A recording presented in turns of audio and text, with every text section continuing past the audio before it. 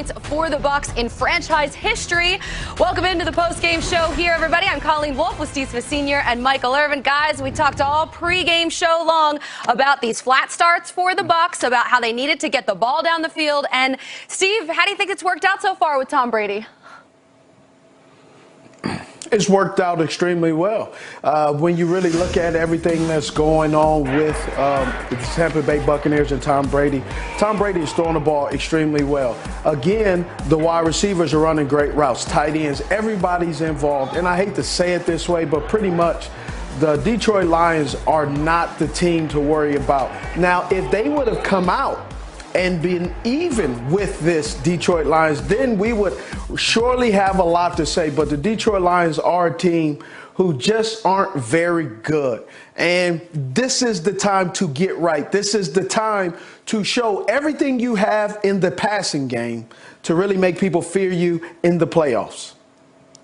Listen, man, it's just an incredible job by the Tampa Bay Buccaneers. We talked all pregame about them making those deep plays, and I told you, they hit the first half deep balls. Now,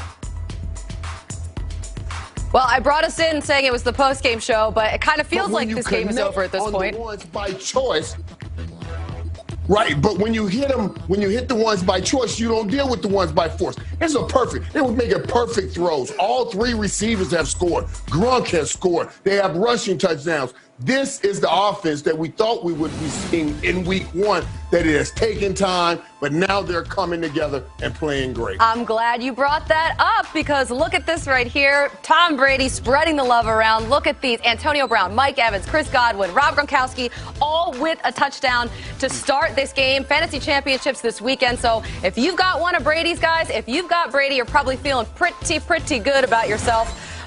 We have Cynthia Freeland here now. Cynthia, we talked pregame about Brady having to get the ball downfield. So how would you say he's done so far? It looks pretty good, pretty effective. To echo Steve Smith, he's done pretty good ultimately here. He only had the one touchdown on passes of 10-plus air yards prior to this game in the first quarter. Oh, you know, just two of them in the first quarter this time. 4 for 4 and 140 yards and 2 touchdowns on deep passes. Remember, those are the 20-plus air yards one. That's the most yards on deep passes by any quarterback in a single quarter in all of 2020. And for the half, if you go back, he was 3 touchdowns on those passes of 10-plus air yards with 256 yards and just, 11 to 14. So that's all.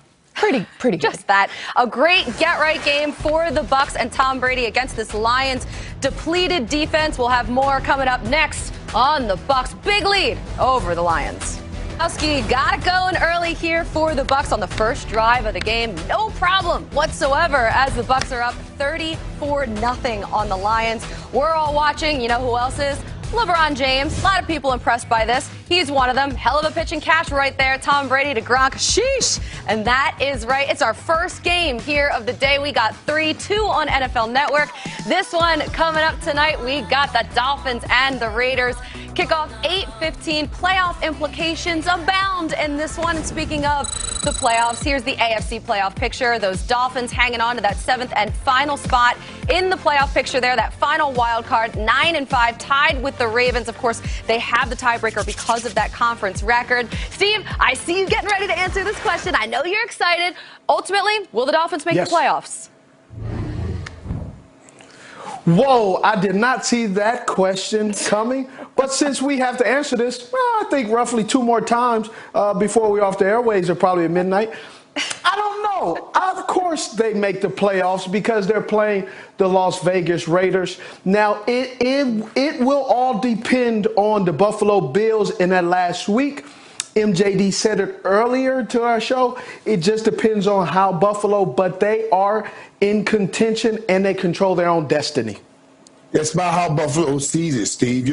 Buffalo need, if they think, and I believe they do, really want that number 2 seed so they don't have to see Kansas City until the AFC Championship game, then they are going to play this thing out. They'll play that last game. And if they do, I believe Miami may miss the playoffs because I'll have Buffalo winning that last game. But if Buffalo says, we don't care, we're in, we're going to rest our guys, then Miami will get a shot. They have that incredible defense. It's been so good all season long. Yes, Steve? Irv, When we talk about it later, I may change my answer then. Wow, what a tease that is for our show coming up later. The Dolphins taking on the Raiders. We have a huge pregame extravaganza, but first, second half action from Detroit coming your way on NFL Network. Thank you for watching the Lexus. I love hearing those two together. So PFF grades Tom Brady as the third best quarterback in the NFC, trailing only Rodgers and Wilson. Not a real surprise there. So naturally, I guess Tom's a Pro Bowler, right? Wrong. When the list of Pro Bowl quarterbacks came down this week, Tom Brady's name was missing. Kyler Murray got the spot instead there. Missing the Pro Bowl for Brady in back-to-back years now for the first time since 02-03. That said, he should pass 4,000 yards today. He's thrown 32 touchdowns, but he has had his struggle bus moments too. It hasn't all been great, Steve. Should it be a Pro Bowler? I mean, obviously, when you look at that, you look at the picture and the graphic that we showed, every guy on that chart has struggled at some point during the season.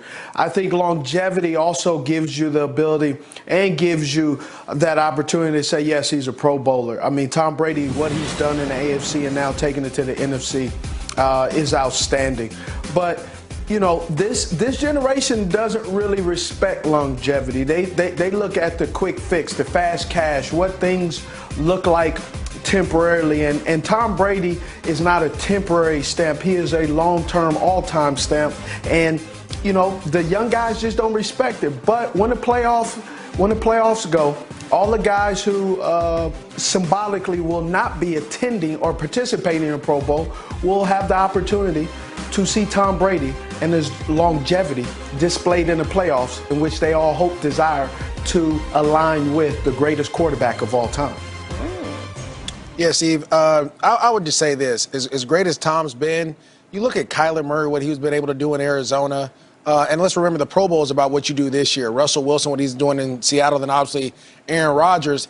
It's just tough. The NFC for quarterbacks is just a tough conference. Again, Aaron Rodgers, what he's doing with just Devontae Adams and then Robert Tonyan, getting him going, who didn't make the Pro Bowl, which is crazy to me, but that's neither here nor there. Russell Wilson, what he's been able to do in Seattle with a defense that's early in the year was historically the worst defense in the National Football League, yet they were winning games and putting up points. And then, like I said, Kyler Murray, just his ability to run the ball. We see Kirk Cousins here. I mean, there's a ton of dudes that can go. I'm not saying Kirk Cousins is better than Tom Brady. I'm not saying that at all. It was just B-roll that I caught out of the corner of my eye. But it's just different. Like you said, Steve, it's different because these young dudes, they can run. They're mobile. They're exciting to watch. And so what is the Pro Bowl all about? Excitement, having fun. We've all been there before.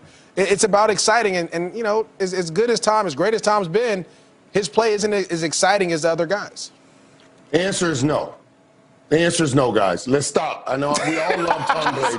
The reality is Tom did not make the Pro Bowl this year, period. Kyler Murray earned that spot, and he deserves that spot. Certainly, those other two guys, Tom is nowhere near those guys, Aaron Rodgers and Russell Wilson. They've had spectacular seasons, and they've had a spot where they played poorly. Tom Brady has 4 games with 2+ interceptions, 6 games with at least an interception out of the 14 games. He's had some spectacular years, great years, but this year, no, he did not get snubbed from the Pro Bowl. Just plain and simple.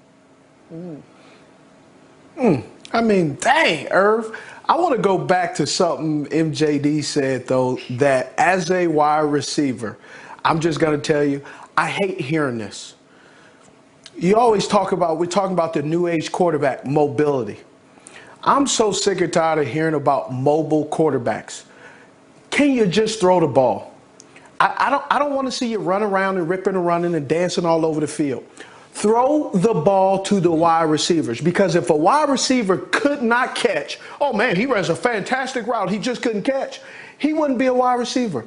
Quarterbacks, throw the ball to the wide receivers, because they make you good, okay? Your feet don't make you good, because your feet will get you put in concussion protocol if you get hit with the wrong person. Throw to the wide receivers. Stop trying to be a mobile quarterback. Throw the ball. All right, so Steve's message receivers, there to please. the quarterback, stay in your lane and throw the ball. Brady, he does have Yes.